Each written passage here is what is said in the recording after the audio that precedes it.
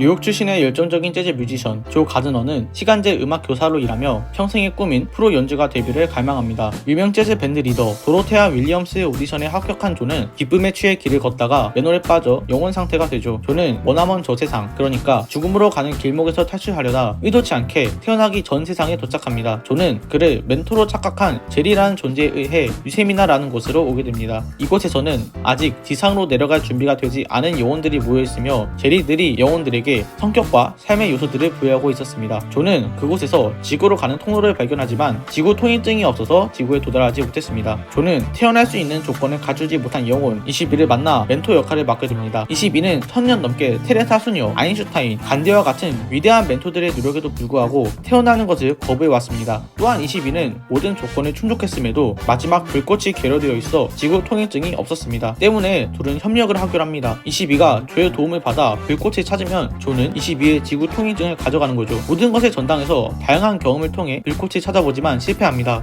이어서 예술이나 스포츠 등 무언가에 강하게 심취한 사람들의 영혼이 이르는 사적 공간에 탐사합니다. 그러던 중 집착에 사로잡혀 괴물이 된 영혼들에게 쫓기게 되고 신비주의 클럽의 단장 무린도의 도움으로 위기를 극복하죠. 또한 무린도의 도움으로 병원에 있는 조의 육체를 발견합니다. 조는 성급하게 자신의 몸으로 돌아가려다 몸이 뒤바뀌는 사고를 겪습니다. 22는 조의 몸으로, 조는 고양이의 몸으로 들어가게 되죠. 의도치 않게 그토록 싫어하는 지구로 오게 된 22는 조에게 협조하지 않으려 했습니다. 22를 달래기 위해 조는 피자 한 조각을 몰래 훔쳐오고 22는 처음으로 맛있다는 감각을 느낍니다. 기분이 좋아진 22는 조에게 협력하기로 하죠. 다행히도 조가 다시 자신의 몸으로 돌아가는 방법은 있었습니다. 조를 몸으로 보내는 의식을 위해 6시 30분에 다시 모이기로 합니다. 재즈 공연 전 조와 22는 머리를 다듬기 위해 이발사 데즈를 찾아갑니다. 데즈는 꿈꾸던 술사가 되지 못했지만 그럼에도 불구하고 행복을 찾은 인물이었죠. 22와 조는 이발사와의 대화에서 무언가를 어렴풋이 깨닫습니다. 또한 둘은 옷을 수선하기 위해 조의 어머니 리바에게 찾아갑니다. 리바는 아들이 남편을 따라 불안정한 음악가의 길을 걷는 것을 반대합니다. 고양이 몸에 갇힌 조는 22에게 자신의 열정을 대신 전달해 처음으로 리바의 마음을 움직이죠. 결국 리바는 아들의 꿈을 응원하며 남편의 옷을 건네줍니다. 지구에서 여러가지 일을 겪으면서 22는 처음 맛보는 피자, 낙엽에 실은 바람, 길거리의 음악, 따뜻한 햇살, 나풀거리는 씨앗에 매료됩니다. 22는 더 살고 싶다는 마음에 의식을 하지 않고 조에게 도망칩니다. 그러다 지구로 떨어진 조와 22를 찾던 테리라는 존재에 의해 둘은 다시 태어나기 전 세상으로 돌아옵니다. 그런데 22에게 달라진 점이 하나 있었습니다. 불꽃이 채워져 있었던 거예요. 자신의 삶의 목적이 재즈라는 믿음을 굳건히 한 조는 22의 지구 통행증을 받아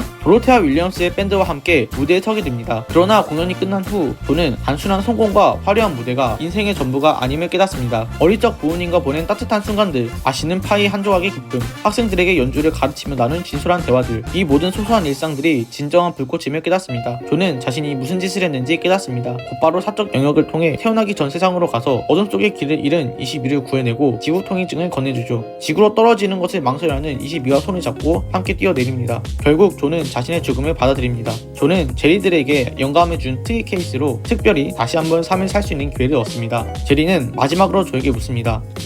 이제 어떻게 살아갈 건가요? 조는 잠시 머뭇거리다 미소 지으며 대답합니다. 잘 모르겠어요. 하지만 분명한 건 매일을 기쁘게 살아가겠다는 것입니다.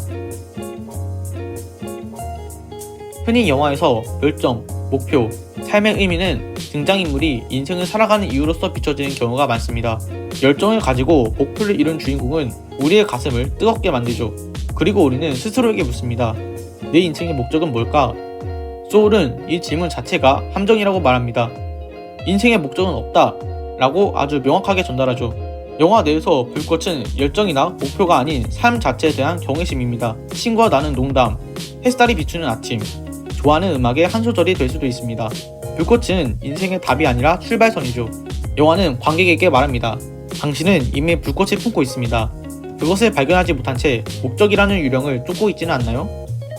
영화 후반부, 인생의 목표를 이뤘음에도 허무해하는 조 가드너에게 도로테아 윌리엄스가 해준 이야기가 있습니다. 바다에서 살고 있는 젊은 물고기는 늙은 물고기에게 말합니다.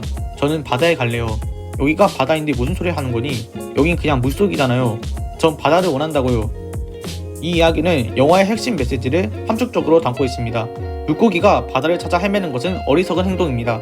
물고기는 이미 바다 안에 살고 있기 때문이죠. 마치 인간이 삶의 의미를 멀리서 찾으려 발버둥 치는 모습을 풍자합니다.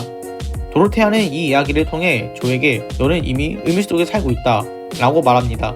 재즈 연주, 학생을 가르치는 일, 일상의 소소한 순간들 모두가 이미 그의 인생을 채우고 있었던 것입니다. 이발사 데드는 꿈꾸던 수의사가 되지 못했지만 현재의 일상을 사랑하며 바다 안에서 살아갑니다. 당신은 지금 바다를 찾아 헤매고 있나요? 아니면 바닷속에서 춤추고 있나요? 지금까지 영화 소울이었습니다.